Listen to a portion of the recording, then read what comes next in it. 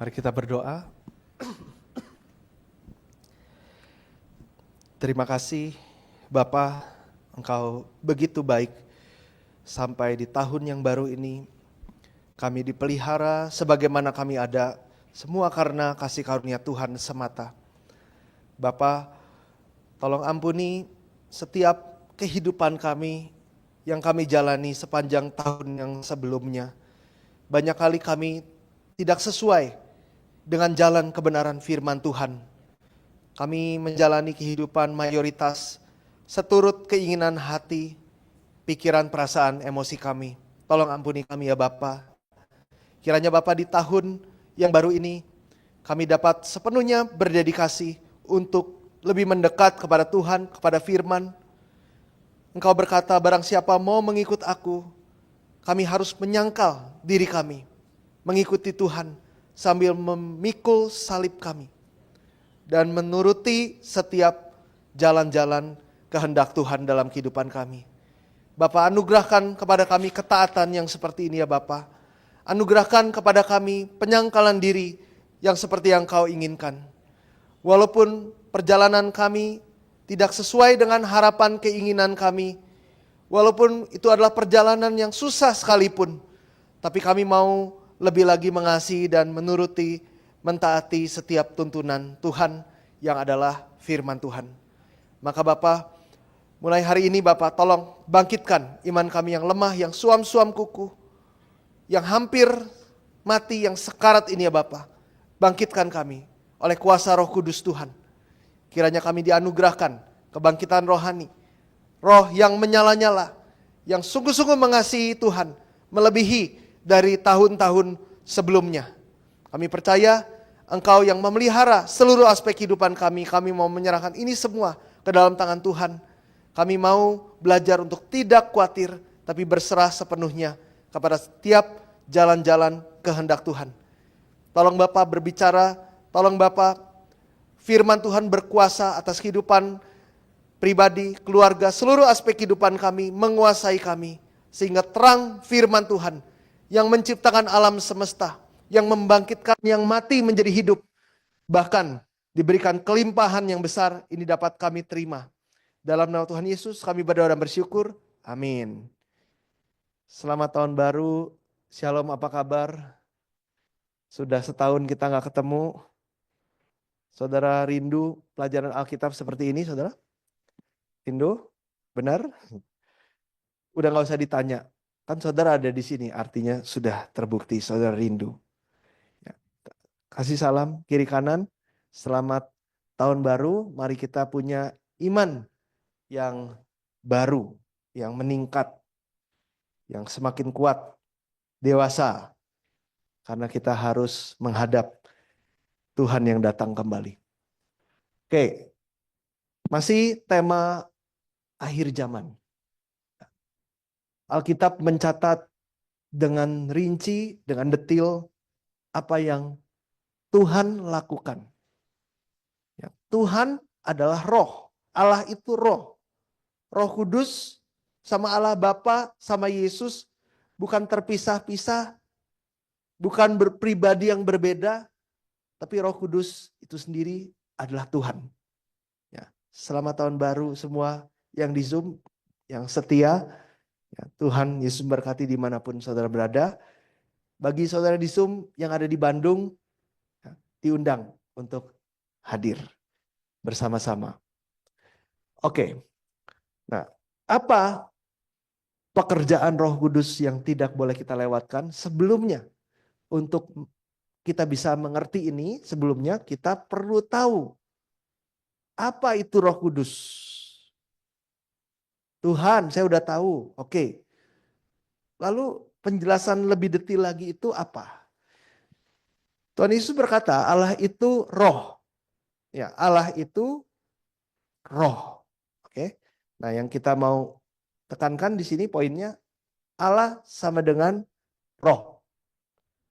Jadi Roh Kudus adalah Allah. Nah, lalu penjelasan yang berikutnya, Yohanes 1 ayat 1 berkata pada mulanya adalah firman, firman bersama-sama dengan Allah. Firman adalah Allah. firman adalah Allah. Tadi di Yohanes 4 ayat 24, Allah adalah roh. Oke? Allah adalah roh. Di sini Allah adalah firman. Ya. Ini semua satu kesatuan. Nah, lalu di Yohanes 6 ayat 63 dikatakan, perkataan yang kukatakan kepadamu adalah roh. Nah lo, bingung kan? Tapi kalau kita baca Yohanes 4 ayat 24, baca Yohanes 1 ayat 1, jadi nggak bingung lagi. Allah adalah roh. Allah adalah firman. Firman itu perkataan Tuhan. Perkataan Yesus adalah roh. Nyambung kan saudara? Roh Kudus. Nah, maka dari itu Allah, firman, Roh Kudus itu sama. Roh Kudus adalah firman Tuhan. Firman Tuhan. Nah, maka dari itu karena Roh Kudus dan firman adalah satu kesatuan, ketika Petrus mengajarkan firman, Petrus ngomongin apa sih? Firman. Ya kan? Hanya firman. Roh Kudus turun ke siapa? Ke orang-orang yang menerima firman. Roh Kudus turun ke siapa? Ke orang yang menerima firman. Saudara haus, rindu, lapar akan firman. Saudara terima firman. Roh Kudus turun. Kenapa? Karena Roh Kudus adalah firman. Saudara terima firman, saudara terima Roh Kudus. Nah, tapi saya salah paham sebelumnya. Oh, kalau lagi khotbah itu firman. Kalau lagi ada sesi kepenuhan Roh Kudus setelah firman mungkin atau sebelum firman, sesi kepenuhan Roh Kudus maju ke depan, ya, itu baru kepenuhan Roh Kudus. Saya dulu berpikir seperti itu. Dan manifestasinya ada yang nangis, ada yang ketawa, ada yang guling-guling. Yang paling populer adalah rebah sebentar, terus bangun lagi. Tenang, udah ada asyir yang akan menopang kita. Sehingga lepaskan saja, jangan tahan-tahan. Sambil didorong sedikit, ya jatuh, ada rai juga. Itu namanya terima Roh Kudus. Coba bayangin saudara. Itu bukan terima Roh Kudus. Itu namanya didorong. Nah, jadi terima firman, terima Roh Kudus. Saudara harus percaya ini, walaupun ini kedengarannya mana. Kan manusia kan pengennya hal-hal hurufiah, hal harafiah. Pengennya yang ada wujudnya. Itu bukan iman. Iman itu bukan sesuatu yang dilihat. Bukan sesuatu yang ada wujudnya, saya pegang, saya mau ngerasakan. Oh iya, saya merasakan, oh saya melihat. Iman itu yang tidak kita lihat. Iman itu timbul dari firman.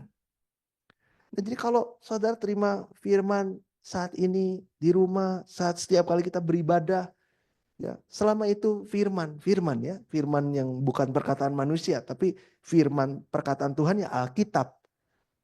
Kita harus percaya Roh Kudus itu lagi turun, saudara. Karena firman itu, perkataan Tuhan itu adalah Roh Kudus. Kalau enggak seperti ini, firman yang kita terima cuman sebatas pengetahuan. Ya. Firman yang kita terima itu cuman sebatas ada sementara di hidup kita, di pikiran kita. Terus nggak lama hilang. Tuhan ingin masuk, nggak ada ruang di hati kita. Tuhan ingin masuk, hidup kita nggak sesuai dengan kehendak Tuhan. Maka pergi lagi. Ya, sempat tinggal, tapi nggak lama. Nah, jadi percayalah, saudara sedang menerima Roh Kudus. Amin.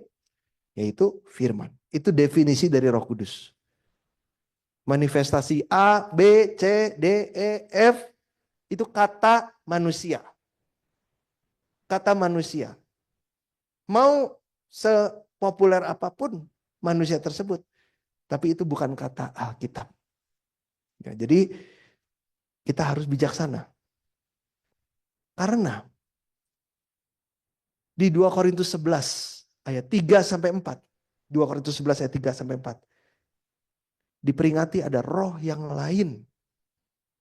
Nah, kalau orang kata itu Roh Kudus, itu kepenuhan Roh Kudus, tapi kok nggak sesuai dengan yang Alkitab ajarkan yang kita sedang belajar? Rasul Paulus bilang, itu adalah roh yang lain. Ya, itu bukan Holy Spirit, itu Holy Sprite. Ya, roh yang lain, saudara. Hati-hati. Siapa di sini yang mau terima roh yang lain? Amit-amit, saudara. Nggak mau. Ya, jangan kita terima roh yang lain. Itu salah. Yaitu, maaf kata, saudara. Dalamnya itu bukan Roh Kudus, kelihatannya Roh Kudus. Itulah strategi iblis. Seperti domba, padahal serigala. Ya. Oke, yang kedua. Pekerjaan Roh Kudus. Pekerjaan Roh Kudus. Apa pekerjaan Roh Kudus? Roh Kudus saudara udah tahu kan, firman Tuhan. Nah, maka yang Alkitab bilang, pekerjaan Roh Kudus adalah membisik-bisikan angka lotre. Salah. Pekerjaan Roh Kudus adalah membisik-bisikan jodohku. Salah. Pekerjaan Roh Kudus adalah membisik-bisikan apalah yang kita pikir kita dapat rezeki yang instan gitu ya. Begini, itu Roh Kudus tuh yang bilang begini. Coba cari ayatnya. Di mana Roh Kudus mengerjakan seperti kita pergi ke orang pintar atau dukun ya. Itu roh yang lain yang jelas. Tapi saya benar-benar nyata nih ada bisikan-bisikannya. Kalau saudara merasakan seperti itu, saya pun merasakan seperti itu bertahun-tahun. Tapi bisikan-bisikan tersebut kok kayaknya gak ada hubungannya sama Alkitab ya. Nah, Roh Kudus yang pertama mengajarkan dan mengingatkan semua firman Yesus. Ajarin firman, ingetin firman. Yohanes 14 ayat 26. Tetapi penghibur yaitu Roh Kudus yang akan diutus oleh Bapa dalam namaku. Kita baca sama-sama 2-3 mulai dari sini. Dialah yang akan mengajarkan segala sesuatu kepadamu dan akan mengingatkan kamu akan semua yang telah kukatakan kepadamu. Ngajarin segala sesuatu apa sih? Kalau Roh Kudus itu adalah firman. Perkataan-perkataanku adalah roh. Firman Yesus. Kita baca, anak kecil bisa baca. Kalau dipaksa. Tapi kalau mau ngerti, harus diajar. Kita nggak bisa mengerti dengan pengertian kita. Itu salah, itu dilarang oleh firman Tuhan. Dilarang. Ya. Menerjemahkan atau menafsirkan firman dengan kehendak sendiri. Bisa beda-beda. Oh, penafsiran dari seorang A itu begini, penafsiran dari B begini, beda-beda. Karena pakai pikiran masing-masing, karena pakai kehendak masing-masing, keinginan masing-masing. Jadi beda-beda. Nggak boleh. Dikatakan di 2 Petrus 1 ayat 20 sampai 21. Nggak boleh seperti itu. Tapi kita harus menerima pekerjaan Roh Kudus yang mengajarkan kita semua firman dan mengingatkan semua firman. Nah, itu yang pertama, ya, memimpin kepada mengajarkan dan mengingatkan semua firman. Yang kedua, memimpin kepada seluruh kebenaran. Maknanya sama. Memimpin kepada seluruh kebenaran. Nah, cuman inilah Tuhan ya yang menjelaskannya terus-menerus, diingatkan lagi, dijelaskan lagi, lebih detail lagi, lebih terang lagi. Roh Kudus memimpin kepada seluruh kebenaran. Yohanes 17 ayat 17. Ya. Yohanes 16 ayat 13 dulu. Yohanes 16 ayat 13 kita baca 2-3. Tetapi apabila ia datang, roh kebenaran, ia akan memimpin kamu ke dalam seluruh kebenaran. Sebab ia tidak akan berkata-kata dari dirinya sendiri. Tapi segala sesuatu yang didengarnya, itulah yang akan dikatakannya. Dan ia akan memberitakan kepadamu hal-hal yang akan datang. Jadi Roh Kudus punya julukan lain, adalah Roh kebenaran. Tuhan, ya, kebenaran, Tuhan adalah benar, Tuhan adalah kebenaran, Tuhan itu roh. Kerjaan Roh Kudus apa? Memimpin aku ke dalam seluruh kebenaran. Seluruh kebenaran. Firman-Mu adalah kebenaran. Jadi kalau seluruh kebenaran, seluruh firman. Nggak usah. Udah nggak penting buat kita.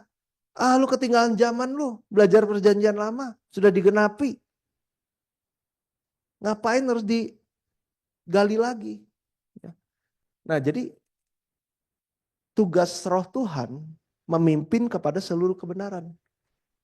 Kalau misalkan kita bilang gak harus kita dipimpin kepada seluruh kebenaran yang adalah firman. Saudara udah tahu sekarang, itu bukan Roh Kudus. Atas nama Tuhan loh.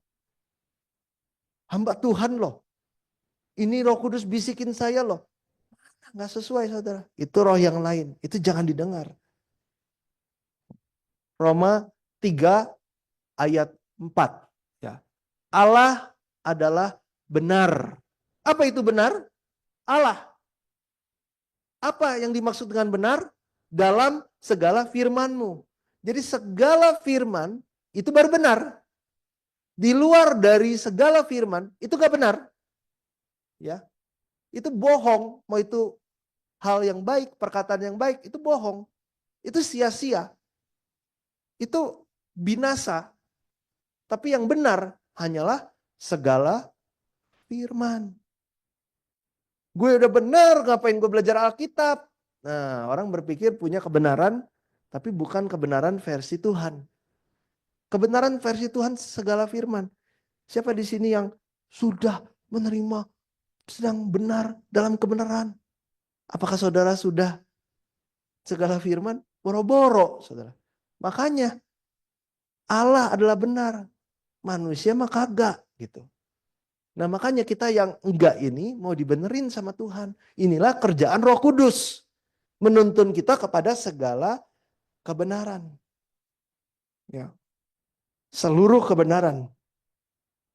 Nah pekerjaan Roh Kudus ini secara khususnya ini harus digenapi, saudara. Ini harus digenapi. Ini pasti digenapi sebelum kiamat. Satu titik pun dari firman Tuhan tidak akan berlalu sebelum semuanya tidak akan berlalu sebelum setiap firman ini digenapi. Jadi termasuk firman-firman yang kita pelajari ini harus digenapi dulu baru kiamat datang. Nah, kitab Wahyu. Ya, di kitab Wahyu firman Tuhan berkata kepada Yohanes. Jadi seolah-olah firmannya ini dikasih ke Yohanes. Jadi bukan ke kita, enggak.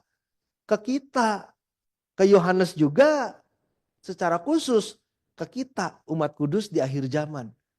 Yohanes itu jadi model, jadi contoh bagi kita di akhir zaman. Jadi kalau kita nggak mengerti Yohanes adalah model dari kita di akhir zaman, ya kita baca kitab Wahyu ya merasa penting nggak penting, saudara. Tapi ternyata ini untuk kita, untuk kita. Nah, si Yohanes disuruh ngapain?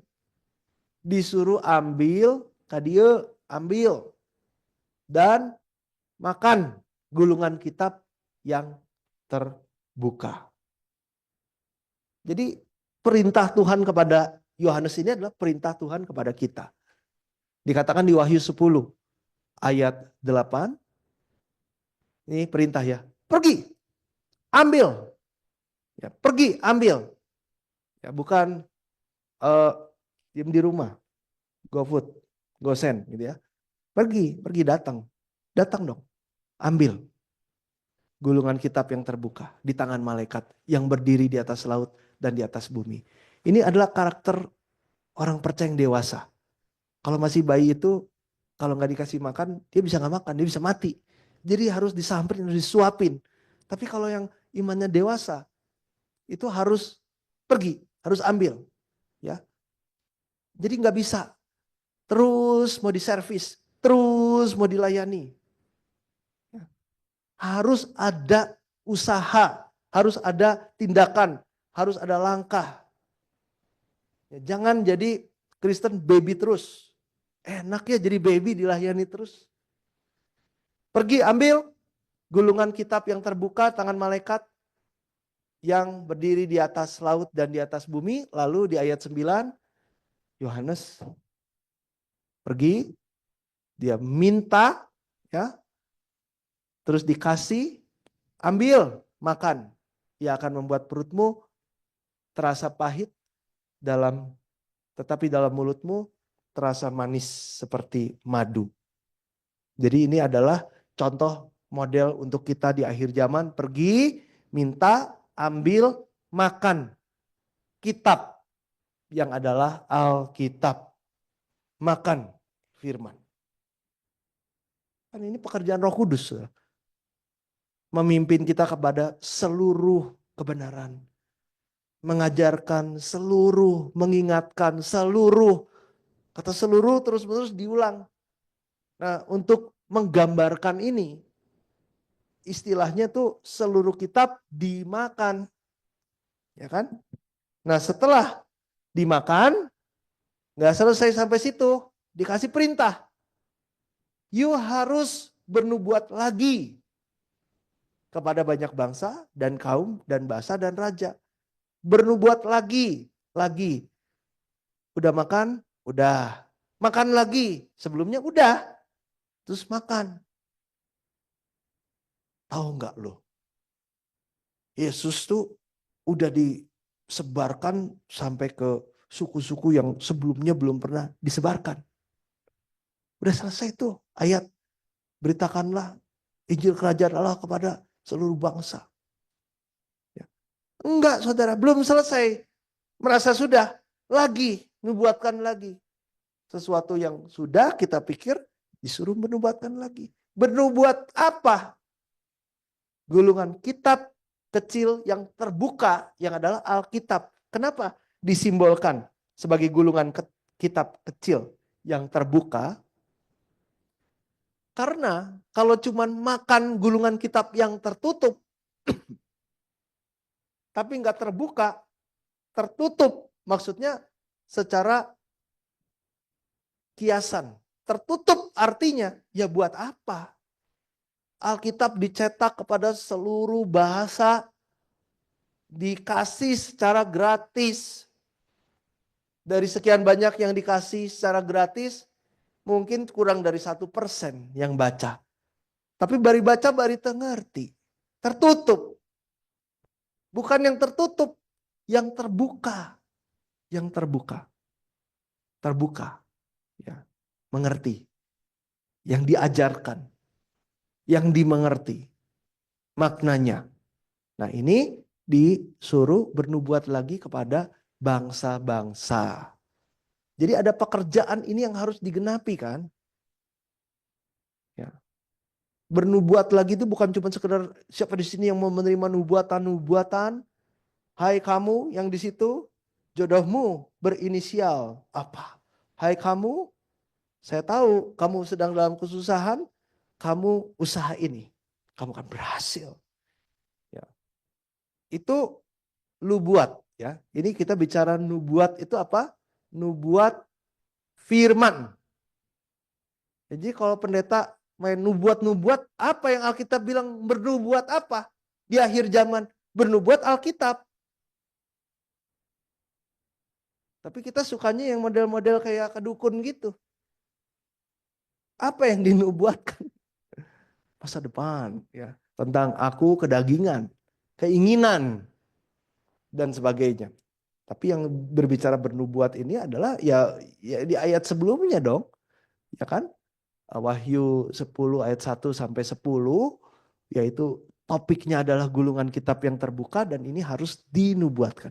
Ini adalah pekerjaan Roh Kudus di akhir zaman. Ya. Tuhan bekerja melalui manusia. Roh Kudus tuh udah dari zaman penciptaan Ya banyak yang bilang, Kristen modern bilang Roh Kudus itu baru ada setelah Pentakosta. Siapa bilang?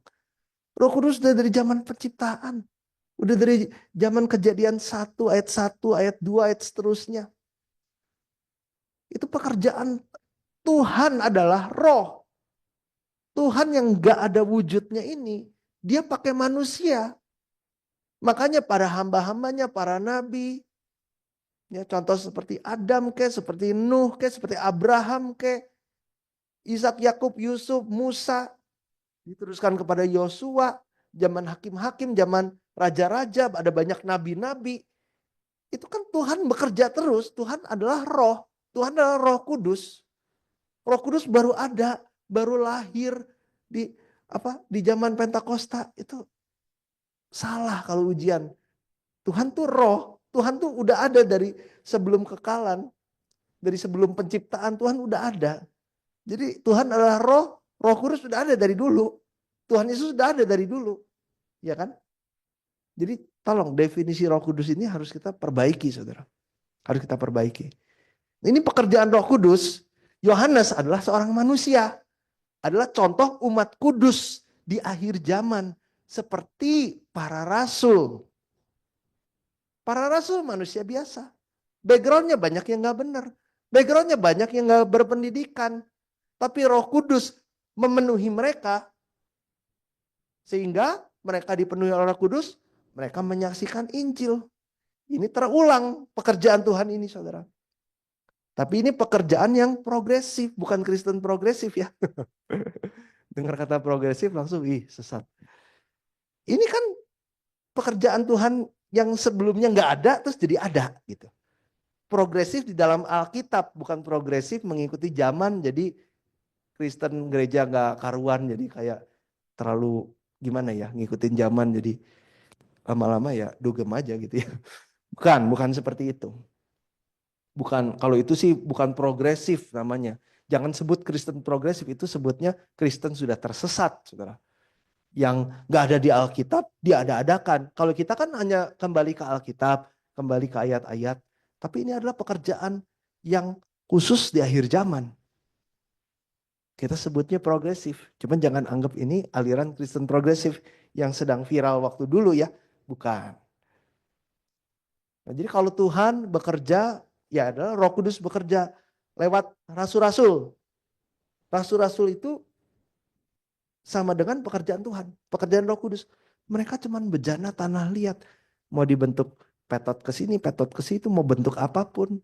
Mereka cuman jadi bejana, mereka cuman jadi alat. Mereka adalah orang-orang yang menyangkal diri sehingga bisa dipakai oleh Tuhan.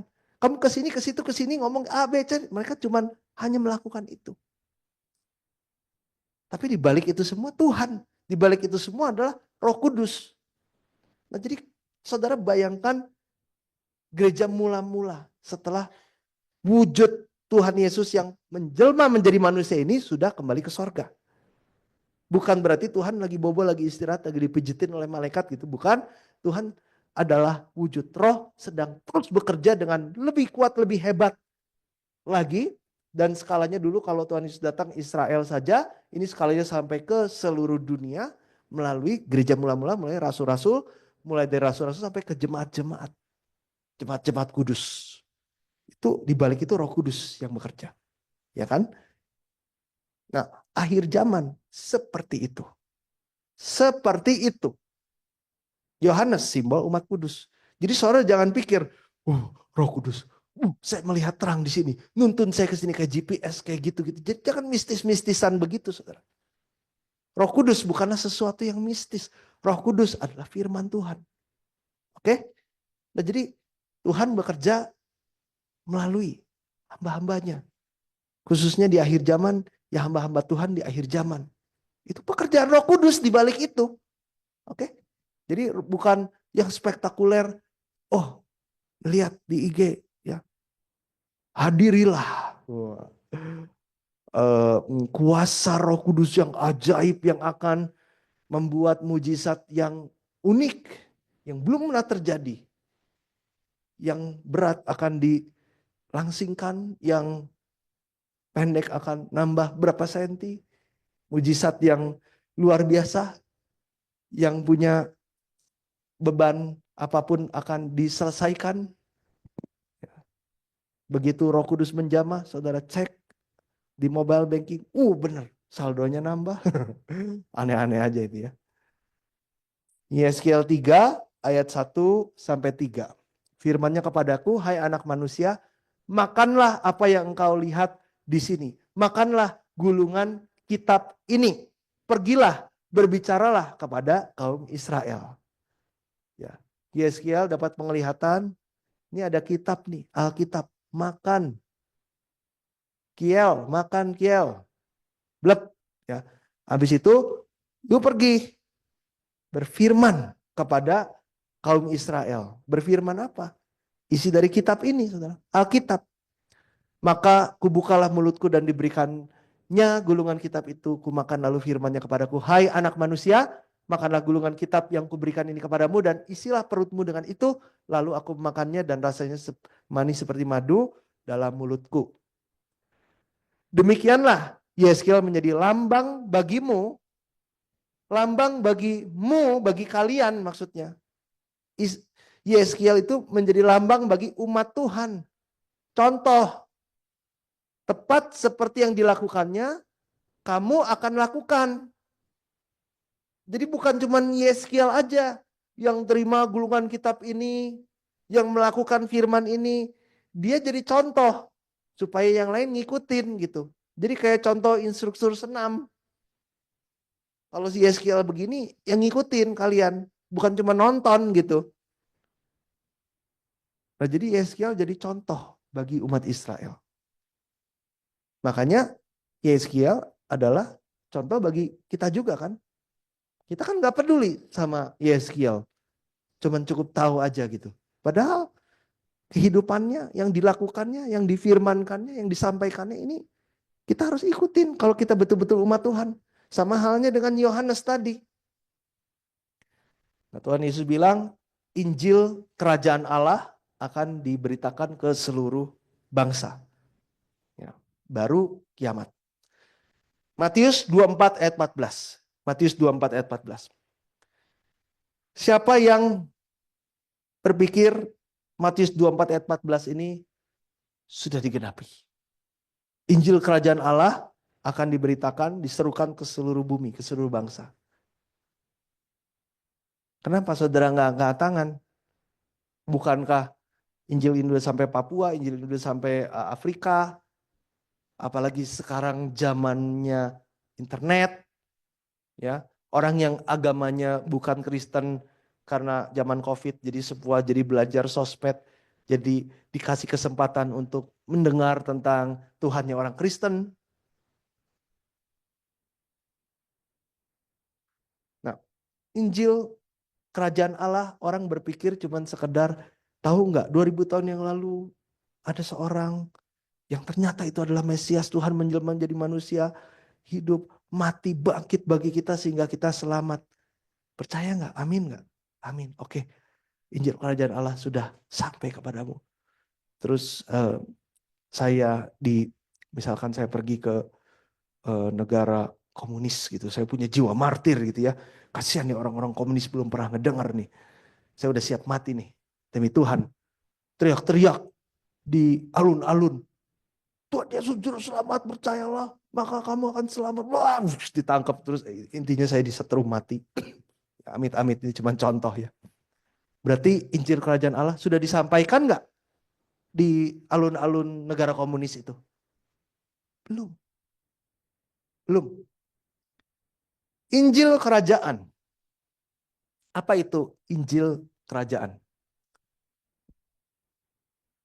Kerajaan Allah itu ada rajanya, ada pemerintahannya, ada rakyatnya, ada tanahnya. Itu sorga. Nah, Injil Kerajaan Allah adalah bagian dari Kerajaan Allah. Karena setiap negara punya hukum kan. Nah, Kerajaan Allah punya hukum. Yaitu firman, hukum Tuhan. Makanya disebutnya hukum. Pusing nih jadi orang Kristen, ngebatain hukumnya. Kan kita mau jadi warga negara kerajaan sorga, ada hukumnya dong. Nah ini harus kita terima, ini harus diajarkan, ini harus disampaikan, yaitu seluruh Alkitab adalah Injil kerajaan, firman yang menyatakan tentang kerajaan Allah yang memerintah ciptaan kita sebagai warga negara kerajaan sorga. Jadi hanya satu ayat Yohanes 3:16, ayat-ayat lain gak dikasih tahu, itu bukan Injil kerajaan Allah. Itu cuma 0, sekian persen dari Injil kerajaan Allah. Itu nggak penuh. Itu cuma seuprit. Ya. Siapa di sini yang merasa saya sudah tahu hukum di Indonesia? Boleh angkat tangan? Nggak ada yang berani angkat tangan. Karena hukum begitu banyak, saya cuma tahu sedikit-sedikit aja. Pokoknya Pancasila, kudu aya agama, pokoknya tidak boleh KDRT, itu ada hukumnya. Ya paling hukum-hukum yang kita sehari-hari aja tahu. Nyuri, walaupun kalau hukum korupsi masih kurang jelas ya. Nah, cuman intinya kalau kita ditanya siapa yang tahu hukum Indonesia, jarang yang tahu, saudara. Kecuali yang belajar hukum, baru tahu. Nah sekarang Injil kerajaan Allah ada hukumnya, yaitu seluruh isi Alkitab. Siapa yang sudah terima ini? Saya. Jangan bohongin diri sendiri, saudara. Nah ini pekerjaan Roh Kudus. Kita harus kuliah lagi, jadi murid. Jadikanlah seluruh bangsa muridku, ajarkanlah semua firman, semua hukum Tuhan, Injil kerajaan, yaitu Alkitab. Kita disuruh belajar, kuliah lagi. Jurusan Alkitab. Ya, nggak apa-apa, nggak ke STT juga. Tapi harus belajar Alkitab dengan rajin. Saudara. Karena kita targetnya ini adalah menerima Injil kerajaan Allah. Nah pada kedatangan Yesus yang pertama 2000 tahun yang lalu, Yesus datang. Salah satu tujuan agenda utama Yesus, ya selain lahir, mati, bangkit, saudara udah tahu ya. Agenda yang sangat penting kedatangan Tuhan Yesus adalah mengajarkan atau menyatakan Injil kerajaan Allah. Ya. Tapi Tuhannya udah mau, orang-orangnya tolak. Sehingga Tuhan harus mati muda. Cuman sebentar. Cuman 3 tahun pelayanan umumnya. Kita lihat. Di Yohanes 16 ayat 12 kita baca sama-sama. 2, 3. Masih banyak hal yang harus kukatakan kepadamu. Tetapi sekarang kamu belum dapat menanggungnya. Apa yang mau Yesus katakan, saudara? Firman Tuhan. Firman apa? Ya Injil kerajaan. Saya masih mau. Masih banyak nih. Firman Tuhan, Injil kerajaan ini masih banyak. Kamu belum bisa terima. Karena yang sudah disampaikan aja nggak percaya bagaimana bisa move on. Yang disampaikan aja ibaratnya materi dari kelas 1 sampai kuliah. Yang materi SD aja nggak lulus-lulus gitu, saudara. Gimana mau menyampaikan materi SMP SMA sampai materi di kuliah? Nggak bisa. Nggak bisa. Orang-orang nggak terima intinya, saudara. Nah kita baca ayat 25. 2, 3 mulai. Semuanya ini kukatakan kepadamu dengan kiasan. Akan tiba saatnya aku tidak lagi berkata-kata kepadamu dengan kiasan. Tetapi terus terang memberitakan Bapa kepadamu. Nah jadi banyak yang aku mau sampaikan tapi kamu belum bisa menanggungnya. Ya. Nah ini menjelaskan apa? Semuanya ini baru aku sampaikan dengan kiasan loh. Akan tiba di masa depan, aku tidak lagi berkata-kata kepadamu dengan kiasan, tapi terus terang memberitakan Bapa kepadamu. Nah ini mau disampaikan arti dari kiasan tersebut, Tuhan mau menyampaikan yang terus terang, belum bisa menanggungnya. Maka ini akan disampaikan di kemudian hari. Di kemudian hari. Kita baca Yohanes 16 ayat 13 mulai. Tetapi apabila ia datang, yaitu roh kebenaran, ia akan memimpin kamu ke dalam seluruh kebenaran. Nah, ini yang dimaksud, saudara. Hal-hal yang akan datang.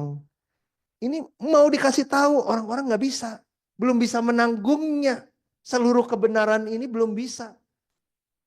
Nanti Tuhan akan genapi ini melalui pekerjaan Roh Kudus.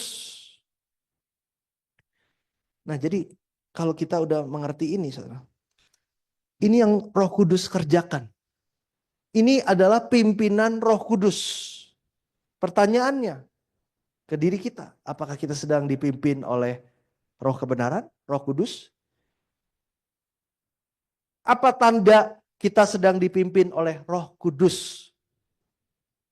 Seluruh kebenaran.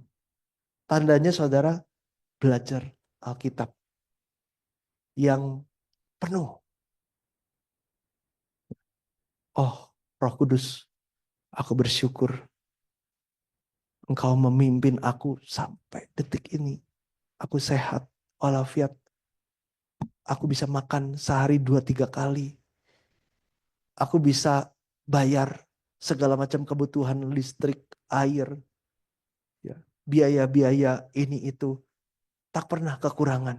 Oh, aku terima anugerah pimpinanmu. Aku rasakan ini nyata dalam hidupku. Amin. Dituntun oleh Roh Kudus seperti itu. Seluruh kebenaran firman. Oh, itu bukan bagianku Tuhan. Bagianku adalah pelayanan yang lain.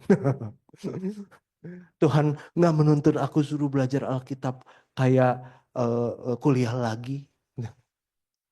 Kan udah nyata tuntunan Tuhan, Roh Kudus dalam hidupku. Saya mau pergi hujan lebat, oh Roh Kudus tolong, aku lupa bawa payung. Berhenti hujannya, wah Roh Kudus pemimpin aku. Kayak gitu, saudara. Saudara merasa puas? Saudara sedang dituntun Roh Kudus mungkin? Saudara berpikir seperti itu? Jawab sendiri. Apakah kita sedang dipimpin ke dalam seluruh kebenaran? Malah kita malas. Itu bukan dituntun Roh Kudus. Ya otomatis kita pasti Tuhan cukupkan, Tuhan lindungi, Tuhan berkati, Tuhan limpahkan, Tuhan sembuhkan, ya. Itu bagian dari penyertaan Tuhan. Bagian. Ya, tapi kalau kita mau bicara apa sih Roh Kudus? Bisikin aku dong. Ya ini, saudara. Gak usah pakai dibisik-bisik. Udah dicatat, tapi kitanya aja mengabaikan. Betul nggak, saudara? Nah, maka firman Tuhan di perjanjian lalu, di perjanjian baru, firman Tuhan Yesus itu disuruh makan setiap firman. Seluruh firman. Ya, Matius 4 ayat 4. Matius 4 ayat 4. Nah, ini Tuhan akan kerjakan di akhir zaman. Jangan mengunci kalau terjemahan sehari-harinya. Jangan kunci perkataan-perkataan nubuat dari Alkitab terjemahan aslinya. Jangan kunci arti Alkitab. Sebab waktunya sudah dekat. Waktunya dekat, akhir zaman, kiamat. Menjelang ke arah situ, jangan dikunci. Dibukakan. Kan matching sama pekerjaan Roh Kudus yang menuntun kita, memimpin kita kepada seluruh kebenaran, mengajarkan segala sesuatu itu, saudara. Matching kan? Bagaimana Tuhan membuka firman Tuhan ini? Pekerjaan Roh Kudus ini. Ya, dengan kita kembali kepada Alkitab dari kitab Kejadian. Yang memberitahukan dari mulanya, beginning, yang paling mulai itu kan kitab Kejadian. Hal yang terakhir kalau terjemahan langsungnya. Terakhir Tuhan memberitahukan yang dari paling pertama, dari penciptaan, hal yang paling terakhir. Dari zaman bukan zaman dinosaurus ya, salah ini terjemah. Zaman dulu, dari zaman dulu, yaitu kisah kejadian, kisah zaman dahulu kala, perjanjian lama. Apa yang belum terjadi, Tuhan kasih tahu lebih dulu. Ya, semuanya ini akan digenapi oleh Tuhan. Semua akan digenapi oleh Tuhan. Jadi gimana cara Tuhan mengajarkan kita yang tertutup ini jadi dibukakan? Bagaimana Tuhan menuntun kita kepada seluruh kebenaran firman? Tuhan mau kita mulai dari yang paling pertama. Sehingga kita bisa mengerti yang akhir. Dari yang zaman dahulu sehingga kita bisa mengerti dan bahkan menggenapi yang di masa depan.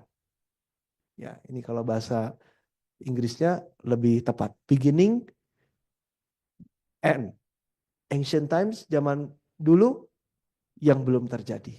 Ya. Contoh. Jadi gimana cara Tuhan Roh Kudus menuntun kita? Ya ini kita mau lihat langsung. Saudara.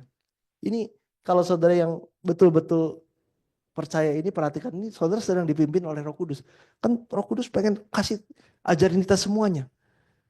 Nah, dikatakan di 1 Korintus 10 ayat 11, semuanya ini telah menimpa mereka sebagai contoh dan dituliskan untuk menjadi peringatan bagi kita yang hidup di waktu zaman akhir telah tiba. Semuanya ini menjadi contoh dan peringatan. Peringatan itu teguran, nasihat, instruksi. Ya, jadi di zaman akhir. Jadi Roh Kudus mau pimpin kita ke dalam seluruh pimpinnya seperti apa? Lewat firman, lewat seluruh firman. Oke, Roh Kudus apa yang harus aku lakukan? Ya belajar firman, kembali kepada firman. Melalui zaman dahulu kala contohnya, melalui permulaan. Nah sehingga waktu kita pelajari, kita dapat instruksinya. Oh harus gini, kalau hidup tuh harus gitu. Kalau ini terjadi, itu bukan kehendak Tuhan, itu bukan pimpinan Tuhan. Tinggalkan. Kalau ini terjadi, jangan nyerah, ini pimpinan Tuhan. Ngerti, saudara ya? Jadi pimpinannya Tuhan kasih tahu lewat Alkitab. Terus Alkitabnya yang dibukakan lewat zaman dahulu kala. Nah, kata semuanya ini berbicara tentang kisah umat Israel yang diperbudak di Mesir, dibebaskan, dituntun ke padang gurun. Kisah itu semua ada kan kisah detailnya adalah instruksi-instruksi kita, nasihat-nasihat kita, peringatan-peringatan kita. Yang mana kalau kita cuek aja, ya kita mau dipimpin sama Roh Kudus di mananya, saudara. Kita nggak sedang dipimpin oleh Roh Kudus kalau kita nggak mengabaikan ini. Ini pekerjaan Roh Kudus kan, lewat firman. Nah maka orang-orang bilang, nggak perlu, karena saya sudah baik-baik saja. Saya sudah teguh berdiri imannya. Hati-hati, supaya ia jangan jatuh. Kata hati-hati artinya melihat dengan sungguh-sungguh. You pikir you imannya udah benar. Coba lihat sungguh-sungguh. Lihat sungguh-sungguh apa? Semuanya ini. Lihat sungguh-sungguh. Kalau enggak, you jatuh. Nah maka dari itu ada yang namanya seri kedua, seri sejarah penebusan. Dan seri ke-8, 2 seri yang tebal-tebal menjelaskan tentang semuanya ini. Dengan sangat-sangat detail. Yang kalau kita nggak dijelaskan, kita baca, ya cuman kisah sejarah saja gitu. Tapi kalau hati-hati melihat dengan sungguh-sungguh, kita bisa nggak jatuh. Yakin saudara, waktu kita melihat dengan hati-hati, kita pasti akan terkaget-kaget, ternyata gue lagi jatuh nih. Ya. Gak berdiri, imannya gak benar. Dari posisi iman yang salah. Nah ini cuma salah satu contoh. Yang dikatakan, mayat mereka tergeletak di kota besar, secara rohani disebut Sodom dan Mesir, di mana juga Tuhan mereka disalibkan. Ya, Tuhan memberitahukan yang dulu untuk kita hari ini, untuk yang sekarang, untuk di masa depan. Umat Israel dulu diperbudak di Mesir. Di akhir zaman, ya, mayat orang-orang, ini berbicara mengenai dua saksi, ada posisinya di Mesir. Mesir itu apa? Tempat di mana Tuhan disalib. Kenapa Tuhan disalib? Nebus dosa. Bayar hutang upah dosa maut kekal.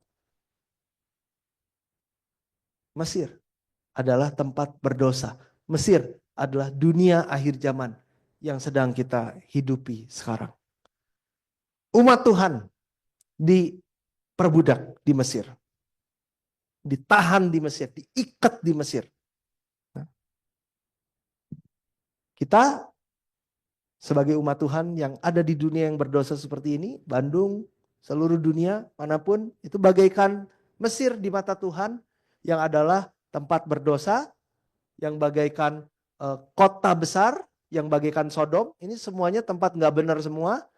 Kita disuruh apa? Oh, kita dikasih tahu dengan iman, ya, Babel kota besar sama Sodom sama Mesir disamakan, tempat berdosa kan, tempat berdiamnya roh-roh jahat, tempat bersembunyi semua roh najis, tempat bersembunyi segala burung yang najis dan yang dibenci. Ini Tuhan hancurkan. Ya, dengan iman kita harus percaya ini udah hancur, udah hancur. Maka orang-orang yang hidup di Babel atau di dunia yang berdosa ini mabuk dengan hawa nafsunya. Kayak terbius, orang mabuk kan kayak istilahnya mabuk kepayang. Udah jadi nggak bisa membedakan yang benar tuh gimana karena sudah mabuk. Saya percaya saudara pernah merasakan mabuk. Bukan sekedar mabuk alkohol aja, sudah. Mabuk cinta. Ya kan? Wah, udah kayak segala-galanya dunia ini. Udah nggak lurus lagi. Karena sedang mabuk cinta. Lalu Tuhan bilang, pergi, keluar. Keluar dari Babel. Secara rohani, Sodom, Mesir. Keluar dari dunia yang berdosa. Kalau kamu nggak keluar, kamu akan turut ditimpa malapetaka-malapetaka. Ya, akhir zaman isinya adalah malapetaka demi malapetaka yang bertubi-tubi, yang semakin besar, semakin dalam, semakin banyak, sampai pada akhirnya hancur total. Nah, kita kan nggak mau. Kan Tuhan menuntun kita supaya kita diluputkan dari malapetaka-malapetaka ini. Makanya Tuhan Roh Kudus pimpin kita ke jalan di mana kita tidak akan kena malapetaka-malapetaka. Luar biasa, saudara. Ya, walaupun dunia semakin gak baik, tapi Tuhan janji kita gak akan kena malapetaka-malapetaka. Luar biasa kan? Asalkan kita taat keluar dari Mesir. Dari perbudakan dosa. Nah, ini yang Tuhan kerjakan kepada umat Israel. Keluar dari Mesir, dari perbudakan dosa. Ini contoh, ya, detailnya ada di buku seri kedua, seri ke-8. BTW, tiap hari Rabu kita sedang bahas seri ke-8 yang luar biasa. Ya, tiap hari Rabu, jam 7:30 malam, saudara semua diundang. Ya, Matius 24 ayat 37 contoh yang berikutnya. Sebagaimana halnya pada zaman Nuh, demikian pula halnya kelak pada kedatangan anak manusia. Akhir zaman, kedatangan Tuhan yang kembali, itu keadaan dunia, keadaan manusia seperti zaman Nuh. Oke. Nah, jadi apa pimpinan Roh Kudus yang menuntun kita kepada seluruh kebenaran? Kita bisa tahu lewat Alkitab Perjanjian Lama lagi. Contohnya, kita harus jadi kayak Nuh dan 7 anggota keluarga Nuh. Hanya 8 yang selamat masuk bahtera. Sisanya termasuk adik-adik kandung Nuh, termasuk besan-besannya si Nuh, termasuk ipar-iparnya Nuh lah, ya. saudara-saudari kandung istrinya kek, saudara-saudari kandung menantunya kek, kagak masuk Bahtera. Nah harus belajar kenapa mereka nggak masuk Bahtera, kenapa Nuh selamat. Ya, karena Nuh betul-betul taat kepada setiap yang Tuhan firmankan, Nuh tidak bercela dan sebagainya dan sebagainya. Dan kalau didetailkan itu banyak sekali poinnya. Kita harus ikuti poin-poin ini supaya kita selamat. Ya, saat akhir zaman tiba, Nuh ada loh saat akhir zaman, tapi dilindungi. Nah, banyak orang Kristen yang nggak mau terima kenyataan firman. Pokoknya sebelum malapetaka-malapetaka yang di kitab Wahyu yang bertubi-tubi banyaknya itu, kita mah pokoknya nggak di rapture heula. Rapture dulu gitu. Nah, itu nggak terima kenyataan, kebenaran firman. Kenapa ada eko? Nah, jadi kita jangan dipimpin seenaknya ya, kita harus dipimpin oleh Roh Kudus. Nah, yang ini kitab Yudas nih sebelum kitab Wahyu ya, ini di Perjanjian Baru tentunya. Yang mengikuti kehidupan yang ditempuh Kain, ya, yang mengikuti kehidupan yang seperti tersesatkan seperti Bileam akan binasa. Yang seperti Korah akan binasa. Nah ini kalau kita nggak pelajari si Kain, si Bileam, si Korah, kita bisa binasa. Saudara. Ini jadi peringatan untuk kita. Ternyata jalan yang ditempuh Kain ini adalah jalan yang luar biasa sukses, luar biasa tanda petik hebat, luar biasa keren. Ya. Wah ini yang didambakan semua orang, bahkan boleh dikatakan mayoritas orang Kristen tuh jalan yang ditempuh Kain ini yang dikejar justru. Oh saya tidak pernah membunuh saudara kandung saya. Di Alkitab dikatakan di 1 Yohanes 3 ayat 16 kalau nggak salah. Waktu kita membenci, kita sama dengan dosa membunuh. Jadi jalan kehidupan Kain ini, yang kita tahu kan iri, persembahannya nggak diterima, dirinya nggak diterima, terus dia bunuh adiknya kan. Nah itu bukan selesai. Kehidupan Kain ini masih panjang ceritanya. Masih berlanjut setelah itu dia meninggalkan Tuhan, apa yang dia lakukan, apa yang digapai. Itu jalan yang binasa. Taunya jalan yang ditempuh Kain setelah meninggalkan Tuhan, ya itu sama dengan jalan kebanyakan orang tanda petik Kristen. Makanya harus didalami, harus dipimpin. Nah inilah yang dikerjakan oleh Roh Kudus. Menuntun kepada seluruh kebenaran firman supaya hidup kita dipimpin tuh dengan betul-betul, ya betul-betul. Terus ini, oke, nanti minggu depan kita lanjut ya. Tujuan Roh Kudus menuntun kepada seluruh kebenaran firman itu apa? Ngapain sih kita harus kuliah lagi, kasarnya belajar lagi. Nah, contohnya supaya hidup kita sesuai dengan kehendak Tuhan apa adanya dalam kebenaran dan kekudusan yang sesungguhnya. Karena banyak orang punya kebenaran dan kekudusan yang bukan sejati. Tapi Tuhan maunya benar dan kudus yang benar. Apa itu benar? Apa itu kudus? Itu Tuhan. Tuhan adalah firman. Kenapa tujuan kita belajar firman? Agar hidup kita benar dan kudus yang sejati. Ini baru contoh salah satu. Kenapa sih Roh Kudus pengen kita belajar sampai sedetil itu supaya hidup kita ya definisi benarnya itu benar karena benar adalah firman. Kudus itu adalah Tuhan, Tuhan adalah firman. Ngerti kan? Ini sangat gampang ya kan? Ngapain sih lu harus belajar Alkitab, harus ninggalin keluarga, ninggalin pekerjaan ke The Botanica Mall malam-malam ya. Karena Tuhan, Roh Kudus mau pimpin aku kepada seluruh kebenaran. Kebenaran adalah firman. Jadi gimana bisa benar kalau firman standar kebenaran aja kagak tahu. Omong kosong kita bisa menghidupi kebenaran firman kalau firmannya kita nggak belajar lebih dulu. Makanya dimulai dari Roh Kudus ngajarin kita firman Tuhan. Ya, jadi sangat sederhana, mudah dimengerti. Jangan lagi kita berpikir kurang kerjaan nih, belajar Alkitab terlalu dalam gitu ya. Itu bukan dipimpin oleh Roh Kudus. Ya, minggu depan kita akan bahas yang berikutnya, masih panjang ya. Tapi waktu sudah habis. Mari kita berdoa.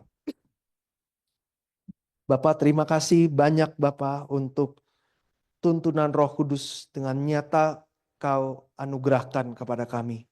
Kau undang kami semua malam hari ini agar kami semua dapat mau mengulurkan seluruh kehidupan kami untuk dipersembahkan, untuk dituntun oleh Roh Kudus, menuntun dalam seluruh kebenaran firman, mengingatkan seluruh firman, mengajarkan seluruh firman.